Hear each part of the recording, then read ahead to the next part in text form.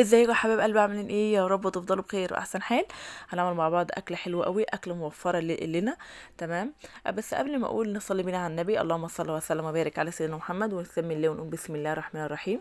هنجيب مع بعض يا حبايبي أربعة من العيش. تمام. أي عيش عندك، العيش الطابونة العادي بتاعنا. تمام. طبعا هنحطهم، هنحمصهم في الفرن بتاعنا ياخد اللون المقرمش، اللون الحلو. وبعد كده هنجيب مع بعض نص لفة قلاش. تمام. زي ما انتم شايفين كده، انا كان عندي نص لفة قلاش، مش يعني مش هتقضوا كده، فانا قلت حبيت ان انا اعمل حاجة موفرة معاها، حاجة موجودة. تمام. وبعد كده هنجيب الصينية بتاعتنا، هنحط فيها نص معلقة من السمنة. وطبعا انا عاملها طبعا بالفرشة كويس، علشان خاطر العيش اللي احنا هنحطه مش يلزق معانا في الصينية، زي ما انتم شايفين كده. وبعد كده يا حبايبي هنجيب العيش بتاعنا هنحطه زي ما انتم شايفين. بصوا يا جماعة، الكل هيستغرب من موضوع العيش ده، لكن والله محدش يحكم قبل ما يجربها، والله العظيم وصفة حلوة قوي وأكلة موفرة والله العظيم. أنا اتهبلت على طعمها. وبعد كده هنجيب العيش حطيناه، وبعد كده هنجيب القلاش بتاعنا اللي احنا قطعناه، النص اللفة اللي كانت موجودة، هنحطها كده زي ما انتم شايفين كده. هنفضل نضغط عليها كويس.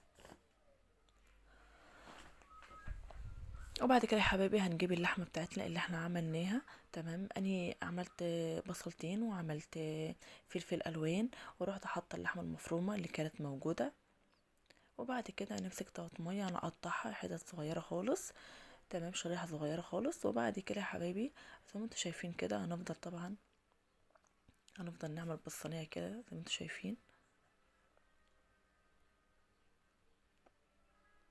وبعد كده هنجيب الشرايح الفلفل بتاعنا اللي احنا قطعناه.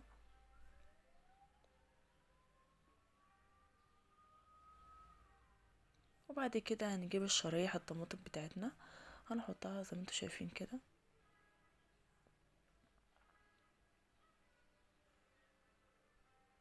هنجيب مع بعض كوبايتين من اللبن.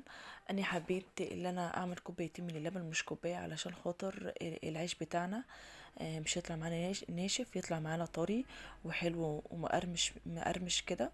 تمام. هنجيب كوبايتين من اللبن.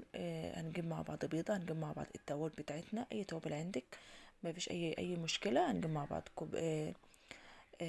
معلقه من الخل عشان خاطر ريحه الزفاره. زي ما انتوا شايفين كده، هنفضل نقلب علشان البيض.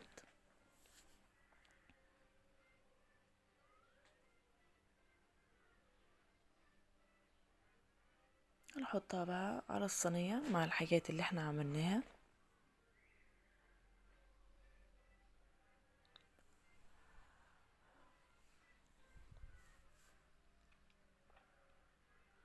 والله طعمها حلو قوي قوي قوي، يا ريت تجربوها. وطبعا لو انت طبعا عندك جبنه موزاريلا طبعا ما فيش اي مشكله تحط من عليها. انا حبيت ان انا احط الجبنه من فوق. هي خدت سوا من تحت. وبعد كده انا بعد ما خدت سوا طلعتها، وبعدين حطيت الجبنه عليها، وبعد كده دخلتها الفرن تاني. انا ما حبيتش ان انا احط الجبنه علشان خاطر مش تتحرق مني، انا حطيتها في الاخر خالص بعد ما خدت الوش بتاعها. زي ما انتوا شايفين كده، شايفين الطعمة، والله العظيم طعمها حلو قوي، طعمها خرافة. شايفين؟ وبتطلع معايا كويسة جدا.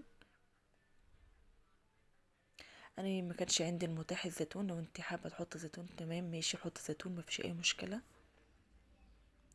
هنجيب مع بعض بقى باكو شيبس كده جميل كده، هنحطه طبعا جنبه. تمام. طبعا لو عندك كاتشب ما فيش اي مشكلة تحط كاتشب عليه. والله العظيم طعمها حلو قوي، ما تنسيش بقى بدعوة حلوة قوي منك كده. وما تنسيش بقى تعملي لي لايك، تعملي لي اشتراك للقناه، وتفعلي لي زر الجرس عشان خاطر يوصل لك كل جديد. مع الف سلامه يا حبيب قلبي، وبألف هنا وشفا.